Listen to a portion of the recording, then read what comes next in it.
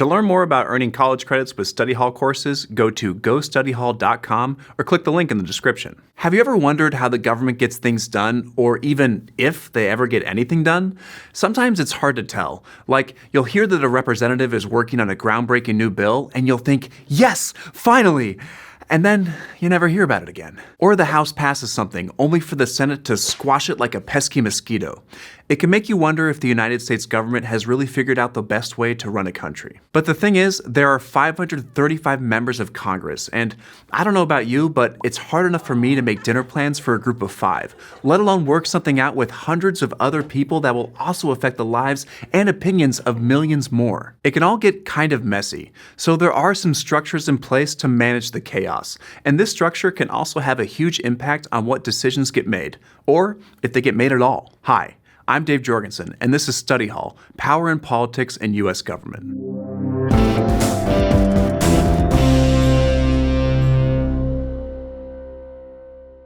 To help us understand these structures, we can think of Congress as having an org chart that shows who's in what position, who reports to who, and who is in charge.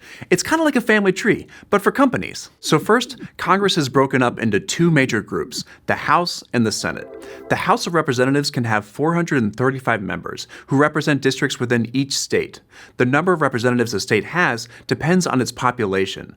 For example, Delaware has just 1 representative, while California has 52. There are also 6 non-voting members who represent Washington, D.C. and the 5 major U.S. territories. The Senate, on the other hand, has 100 members, or 2 from each state. The House of Representatives is led by the Speaker of the House. This person is conventionally the leader of the majority party, which is the party that holds the most seats in the House.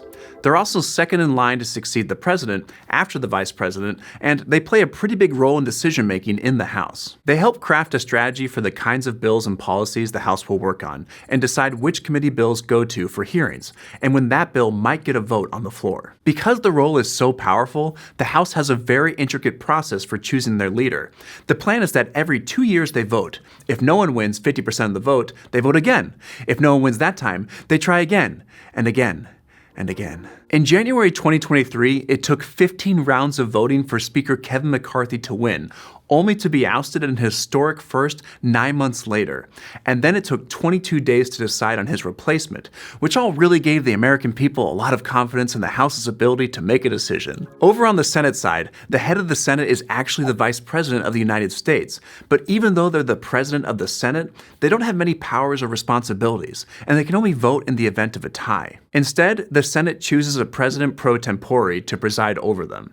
Usually that person is the most senior senator in the majority party, meaning the person who has served in the Senate the longest, but not always. In 2023, Senator Patty Murray of Washington became the president pro tempore when Senator Dianne Feinstein declined the role. So that's the basic breakdown, but both the House and the Senate are also made up of members from different political parties, and those groups also have a leadership structure. In both chambers, there's the majority leader who leads the majority party and the minority leader who leads the minority party. In the House, the majority leader is second in command after the Speaker within the majority party. They have a lot of say in setting the floor agenda and work to maintain party control while promoting the bills and issues they care about. And the minority leader leads the opposition party's strategy. On the Senate side, many of the responsibilities and powers of the Speaker of the House are fulfilled by the majority leader. Then, below the majority and minority leaders are the party whips. They're like enforcers. They let party members know the leadership strategy and encourage them to follow it instead of following their own ideology. At the same time, they make sure leadership doesn't stray too far from what senators and representatives are willing to vote for. So, all these leaders are the ones who really decide what kinds of issues and policies and laws Congress is going to work on. And these leaders also decide exactly how all of this work should get done by organizing all the representatives and senators into congressional committees, which should streamline the decision-making process, right? Right? Well, both the House and the Senate have committees, and because nothing can be too straightforward, there are also groups within those committees called subcommittees. In fact, there are over 200 committees and subcommittees in the House and Senate, which feels like a complicated way to try to streamline decision-making. To make it all just a little easier to follow, there are just 4 types of committees. The vast majority are standing committees, meaning they're a permanent committee that meets annually to address issues that regularly arise in Congress. There are 20 in the House and 16 in the Senate. These include committees committees focused on budget, education, and ways and means, which is a super vague way of saying taxes. There are also joint committees, since they include members from both chambers, but they don't produce laws and really only convene for research and hearings on issues like taxation and the economy. Then there are conference committees, which also include both senators and representatives. After going through committee, the words of a bill might change and the two chambers can end up passing their own version of the same bill. But only one can actually become law. So the people on these committees hammer out the differences between bills passed in the Senate and the House so that the president only has one bill to sign. Finally, there's ad hoc, special, or select committees, which are temporary committees created for a specific topic or investigation as needed, like the House committee that investigated an attack on a U.S. compound in Benghazi, Libya in the 2010s. Members of Congress are assigned to different committees based on their expertise in that area. Or not. Sometimes members join a committee on a subject they already know a lot about, like when a former teacher goes into the Education Committee.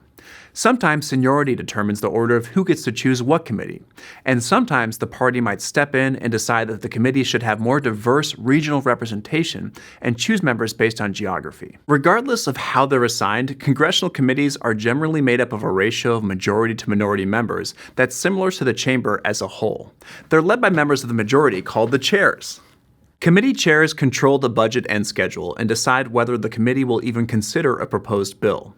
Then the role of the committee is to review proposed bills that fall under their subject, conduct hearings with experts or talk to different governmental agencies, gather information, and make a recommendation to their chamber. When they decide that a bill will definitely get on the agenda, it's called positive agenda control. And when a bill is never allowed to make it to a vote, that's called negative agenda control. Most bills actually die in committee without ever getting a vote by the full chamber. Let's bow our heads for the deceased bills. Between 2021 and 2023, the 117th Congress only voted on 4% of the legislation proposed, which tells us that Congress is actually super capable of making at least one kind of decision, the kind where they don't actually make a decision. So if they're not actually voting on that many bills, what are they doing in Congress? For the most part, we don't really hear about it when Congress is running smoothly. It's the controversial stuff that makes the news. The traditional or classic legislative process is far less dramatic. Let's say a representative wants to get a law passed to allow veterans to get mental health care coverage through the VA. Step one is to draft the bill. Anyone, a think tank, advocacy group, or even the president can draft a bill, but only a member of Congress can turn it in. The representative talks to other representatives with similar views and works with veterans' rights advocacy groups to draft the bill with her staff. She introduces it by dropping it into the hopper, which is a wooden box on the House floor. Then the Speaker consults with the House parliamentarian, an advisor who knows the many complicated rules of the chamber. If a bill touches on multiple subjects, it may get split between committees.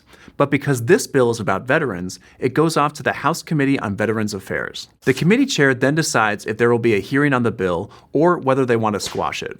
While in committee, the bill also goes through the markup stage, where the final language gets decided. In our case, the chair decides to move forward with this bill, and it is approved by the committee to be sent off to the full chamber for a vote. Then, it also goes to the House Committee on Rules, which makes a recommendation to the House that sets time limits for debate and what amendments can be made.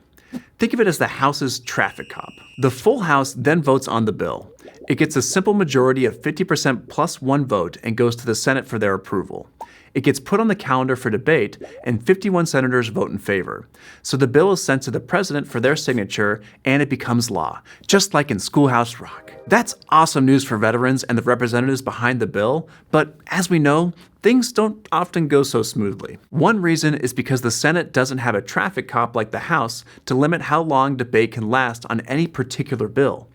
If the debate never ends, a vote never happens, which is how we got the filibuster. Over the years, a lot of people have advocated for getting rid of the filibuster altogether because it allows a handful of senators to basically take over the whole ship and stop things from getting done. But certain things can't be filibustered, like budget reconciliation and nominations for federal judges and the president's cabinet of advisors. And Congress members also have ways to avoid filibuster and keep things moving.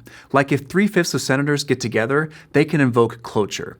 That doesn't stop the debate, but it does put a time limit on it. And once the limit is up, a vote happens. So while it can be challenging, there are ways to get things done on Capitol Hill, which is the goal. By the numbers, Congress's processes and track records can seem pretty frustrating. We've got 535 people in 200 committees voting on the same issues over and over again after hours of debate and discussion, all to further the agendas of two political parties that are supposed to be representing the interests of more than 300 million people. It can feel like an impossible system, but it was designed this way so that no one person or group ever gains too much power, and so that a variety of voices and opinions have a chance of being heard and taken seriously, and so that our representatives have to work together to accomplish their goals. It can seem both incredibly silly and entirely infuriating, but that's our Congress, and in many ways the system is working as designed.